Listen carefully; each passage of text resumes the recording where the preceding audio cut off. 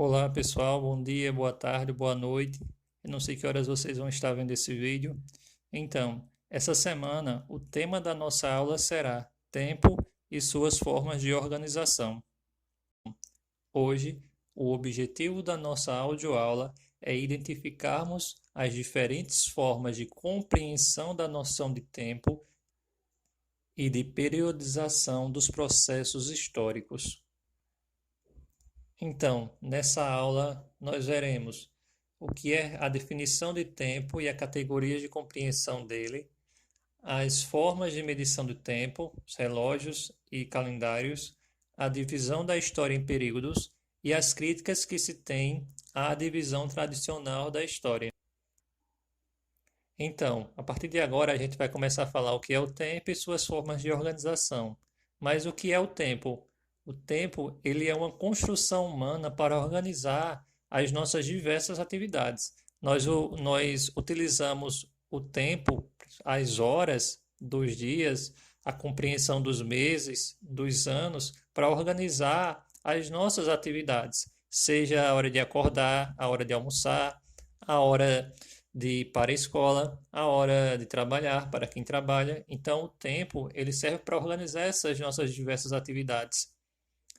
E só que aí existe duas formas de compreensão desse tempo. Esse tempo ele pode estar relacionado às experiências individuais, ou seja, ao que cada um de nós passa nas nossas vidas, ou às experiências coletivas, que são as experiências relacionadas às sociedades humanas que todos passam. Por exemplo, a pandemia que estamos passando é uma experiência coletiva, tá? Então tem essas duas formas de compreensão do tempo. Tempo relacionado às experiências individuais e relacionado às experiências coletivas. E a partir disso, a gente tem duas categorias de compreensão do tempo, que é o tempo cronológico, que é o tempo controlado pelos relógios, pelas horas, os calendários, que é mais relacionado a essa ideia de tempo individual, dessas experiências individuais, e o tempo histórico, que é o tempo relacionado às experiências coletivas dos seres humanos, tá? Que é esse tempo que eu acabei de explicar agora há pouco, que está relacionado ao que a experiência que todos ou uma sociedade ela passa.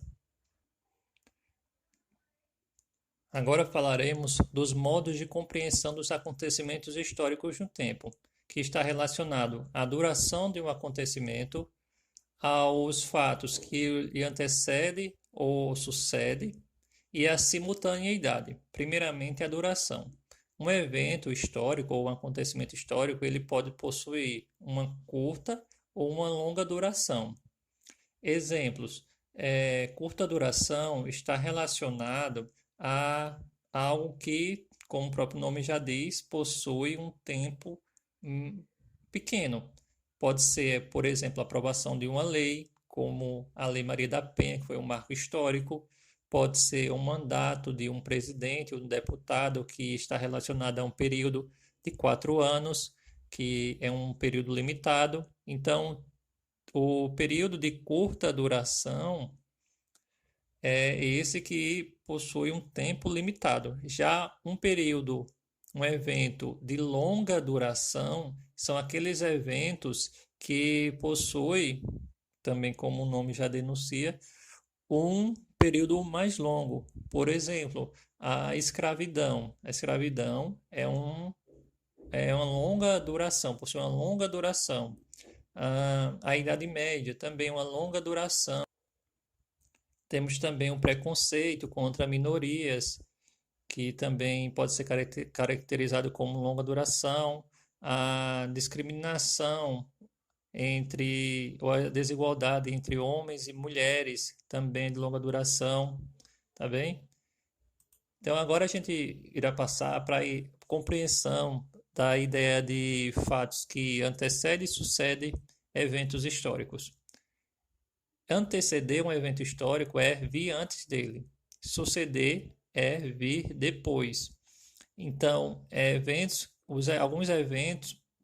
alguns acontecimentos históricos, para serem compreendidos, é necessário que o historiador ele faça essa busca, esse resgate do que lhe antecedeu e possa também analisar, caso seja necessário, o que lhe sucedeu. Por exemplo, quando a gente fala no marco da criação da Lei Maria da Penha, a gente poderia verificar, o historiador poderia pesquisar quais foram os fatos que levaram à aprovação dessa lei no ano de 2006. E aí o historiador também poderia buscar compreender quais foram as consequências ou as mudanças que aconteceram a partir da criação dessa lei. Será que a sociedade brasileira mudou seu pensamento em relação à violência doméstica contra as mulheres? Será que diminuiu os casos de violência física e psicológica? Então, o historiador ele poderia utilizar essa compreensão dos fatos que antecedem e sucedem um evento histórico para compreender melhor um acontecimento, tá? Outra ideia que podemos trabalhar para a compreensão de um acontecimento histórico é a simultaneidade. O que é simultaneidade? São eventos históricos que ocorrem ao mesmo tempo em diferentes locais. Há eventos que ocorrem do mesmo jeito em várias regiões do mundo, e sendo que as consequências serão diferentes nesses locais. Como, por exemplo, a pandemia que estamos vivenciando é um evento histórico em diferentes locais. Está acontecendo ao mesmo tempo em diferentes locais e sendo que suas consequências são diferentes. Também a gripe espanhola, que aconteceu em 2018, que foi uma pandemia também, ela também atingiu vários países no mundo ao mesmo tempo. Tem outras curiosidades que a gente também pode observar quando a gente pesquisa. Por exemplo, a criação do biscoito Oreo, que a gente todos conhecemos, foi inventado no mesmo ano do naufrágio do Titanic. Então, são dois eventos históricos que aconteceram ao mesmo tempo. O sushi e o sanduíche também foram criados ao mesmo tempo. Então, tem vários exemplos de acontecimentos que ocorrem de forma simultânea. Agora, nós iremos falar sobre as formas de medição do tempo. Primeiramente, os seres humanos, como desconheciam os relógios, as horas, os calendários, enfim, eles se orientavam pela observação da natureza, a partir da compreensão da duração dos dias, das noites, das estações do ano, dos períodos de seca, de chuvas, da época de semear, de colher. Então, a partir da observação da regularidade dos eventos naturais, foi possível ao homem construir instrumentos de medição desse tempo, que é o que falaremos agora. Um dos primeiros instrumentos, e um dos mais antigos instrumentos de medição do tempo construídos pelos seres humanos, foi o relógio de sol. O relógio de sol se baseava na projeção de luz do sol sobre um instrumento que é semelhante a um relógio, que tem um ponteiro no meio fixo, e à medida que o sol se projetava sobre ele, gerava a sombra nesse ponteiro que marcava qual seria a hora do dia. E aí se sabia qual seria a hora, o momento do dia.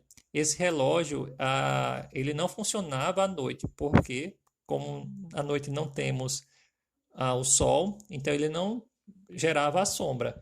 E aí ele nessas horas da noite não se teria como contar as horas.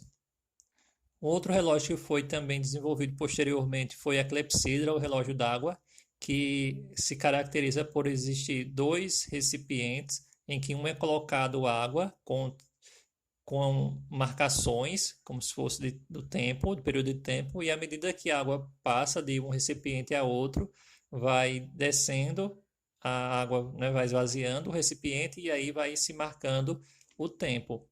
Outra invenção posterior foi a ampulheta, em que tem os vidros, né? Duas espécies de ampolas de vidro, em que a areia passa de um recipiente a outro e marca o tempo. Em seguida vieram os relógios analógicos, que são aqueles relógios que nós conhecemos, os ponteiros. E, por fim, mais recentemente, os relógios digitais que nós conhecemos. Agora nós iremos falar sobre os calendários. Calendários são sistemas de organização, divisão e medição do tempo. Eles foram criados justamente para que pudesse se medir tempos maiores do que os dias. Os dias são medidos através das horas, mas o relógio que marca as horas, somente ele não daria para medir os dias do ano, os meses, e aí foi necessária a criação dos calendários, justamente para poder se organizar, para as sociedades poderem se organizar. Então, falaremos nessa aula sobre três calendários diferentes, tá? Esses três calendários são baseados nas três religiões monoteístas do mundo.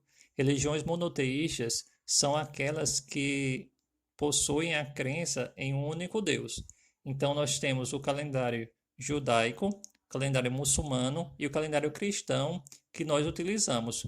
E cada calendário desse, por estar inserido dentro de culturas diferentes, eles possuem um marco inicial. Então, o calendário judaico possui como marco inicial, de acordo com a cultura judaica, a criação do mundo, que, segundo os hebreus, aconteceu no ano de 3760 a.C. Já os islâmicos, os muçulmanos, eles possuem a crença de que o calendário deles se iniciou em 622 depois de Cristo. Então, para eles, o ano 1 do calendário deles é 622 depois de Cristo. Já o calendário que nós utilizamos, que a maioria dos países do mundo utiliza, é o calendário cristão, o gregoriano, que tem como marca inicial o nascimento de Cristo. Então, o calendário que nós utilizamos, o ano 1 começa com o nascimento de Cristo. Então, se nós estamos no ano 2020, isso quer dizer que já se passaram 2020 anos a partir do nascimento de Cristo, tá? Então, como nós utilizamos esse marco, que é o nascimento de Cristo, então há eventos históricos que aconteceram antes do nascimento de Cristo e eventos históricos que aconteceram depois do nascimento de Cristo. E para marcar e para saber quais foram os eventos que aconteceram antes de Cristo, nós utilizamos a sigla AC. Então, se eu, por acaso, der um exemplo, que a morte do imperador 400 anos antes de Cristo, então eu vou colocar 400 AC, porque foi antes de Cristo. Se o evento foi depois de Cristo, o DC depois de Cristo não é obrigatório, tá? Tanto é que nós estamos em 2020 e nós não utilizamos 2020 DC, porque nós já compreendemos que se não tem DC é porque o evento ocorreu depois do nascimento de Cristo. Então, como eu já citei anteriormente, alguns eventos históricos possuem marcos cronológicos. O que é um marco cronológico? É uma data de referência temporal para o historiador. Por exemplo, a chegada dos portugueses às terras que hoje chamamos de Brasil aconteceu em 1500. Um outro exemplo, o início da Primeira Guerra Mundial foi em 1914, o seu fim em 1918. Então, são marcos cronológicos, são datas que representam o acontecimento importante de algum evento histórico. Alguns acontecimentos, porém, eles não ocorrem nessas datas específicas. Aí, por isso, o historiador ele precisa trabalhar com medidas de tempos maiores, como décadas, que é um período de 10 anos, se for uma década, ou século, que é um período de 100 anos, ou milênio, que é um período de 1000 anos. E aí precisamos saber também a que século pertence os anos, já que o historiador frequentemente trabalha com as noções temporais utilizando séculos. E aí, se eu perguntar, 2020 está dentro de qual século? Então, para a gente saber isso, existem duas regrinhas. Primeira, se o ano terminar com 2 zeros, a gente corta os 2 últimos zeros e assim o que sobrar é justamente o século. Por exemplo, 1500 pertence a qual século? Como 1500 termina em 00, então a gente corta os 2 últimos dois últimos números, que é o 00. Então, o ano de 1500 pertence ao século XV, porque a gente cortou os dois últimos, sobrou quem? 15, tá? Lembrando que séculos escrevemos em algarismos romanos, então o século XV é XV. 1700 pertence a qual século? Então, para a gente saber o que a gente faz, terminou em 00, terminou. Então, a gente corta esses dois últimos números e o que sobrar é a qual século pertence aquele ano. Então, o ano de 1700 pertence ao século 17, que é XV2Is, tá? Mas agora, se o ano não terminar em 00, como o ano de 2020, se o ano não terminar em 00, a gente corta os dois últimos algarismos e soma um ao número que sobrar. Então, por exemplo, 1532 terminou com 00? Não, terminou com 32. Então, a gente corta os dois últimos números, o 32, restou quem? 15. Então, a gente pega 15 e soma 1. Então, 15 mais 1 dá 16. Então, o ano de 1532 pertence ao século 16, que é XV e 1I. Outro exemplo, 2020. 2020 pertence a qual século? Terminou em 00? Não. Então, a gente corta os dois últimos números, que são 20. Cortou 20, sobrou o quê? 20. Então, 20 mais 1 dá quanto? 21. Então, o ano 2020 pertence ao século 21, que é XXI. Então, como a gente já conversou no início dessa aula, existem duas categorias de compreensão do tempo, que é o tempo histórico e o tempo cronológico. O tempo histórico ele é dividido em períodos históricos.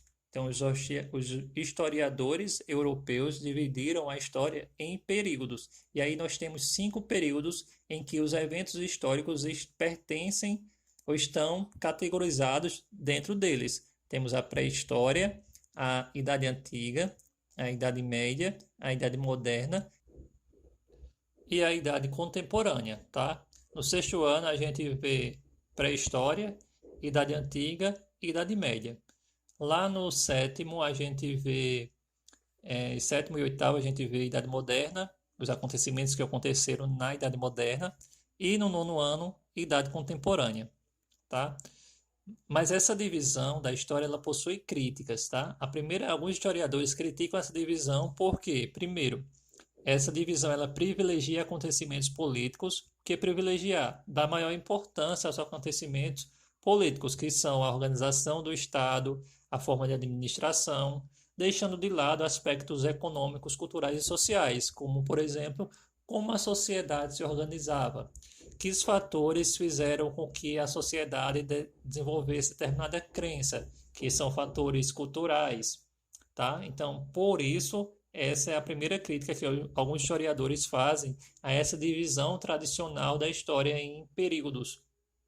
Outra crítica é que essa divisão se baseia apenas em acontecimentos importantes para a Europa, desprezando fatos relevantes para outros povos e partes do mundo, porque essa divisão ela leva em consideração os acontecimentos europeus, sendo que tanto na América como na Ásia também há acontecimentos que são de extrema importância para a compreensão da história da humanidade e que não estão dentro desse período ou precisam se enquadrar mais ou menos dentro desses períodos. Mas ainda nessa tentativa de se enquadrar, eles não se encaixam, porque essa divisão é baseada nos acontecimentos da história da Europa e não da história de outras sociedades. Por fim, a última crítica que se tem é que essa divisão da história, essa divisão tradicional da história, ela não considera a longa história da humanidade anterior à invenção da escrita, porque até pouco tempo a pré-história não era considerada parte da história, porque tinha-se a ideia de que para se fazer parte da história era necessário ter registro escrito. Como na pré-história os homens ainda não haviam desenvolvido a escrita, então para os historiadores que fizeram essa divisão tradicional da história, esses humanos que eram parte da pré-história, eles não pertenciam à história. Isso já caiu por terra, porque hoje quase, como a gente viu lá na aula de fontes históricas, toda a produção humana ela pode ser tida como um vestígio para a compreensão da história humana.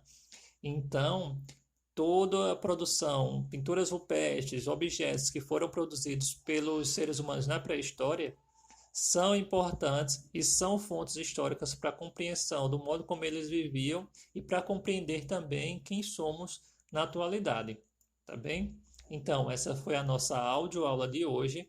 Espero que tenham gostado. Um abraço e até a próxima.